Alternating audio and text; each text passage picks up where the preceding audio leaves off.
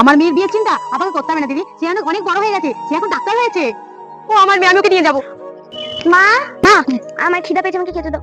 মা উনি কি আগে তো ওনাকে কখনো দেখিনি। উনি উনি তোমার মায়ের মতন হয়। ও আমার খুব জোর খিদা পেয়েছে, আমাকে খেতে দাও, আমাকে আবার বেরোতে হবে। আচ্ছা ঠিক আছে, চলো। দাঁড়া মোনা। বলো কাকিমা, কি বলবে? বলছি আমি তোর আসল মা। এটা কি বলছো কাকিমা, তুমি আমার আসল মা? তাহলে আমি এতদিন ধরে যার কাছে ছিলাম সে আমার কে হয়? দিদি তুমি কি কোথাও যাচ্ছো? হ্যাঁ, মেয়েটাকে অনাথ আশ্রমে দিতে যাচ্ছি, খুব জ্বালাচ্ছে। হ্যাঁ, আমাকেই দাও। মা তুমি এটা কি করে পারলে?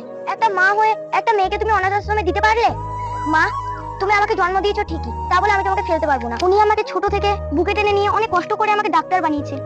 আমি আমার এই মাকে ফেলে কোথাও যেতে পারবো না। মা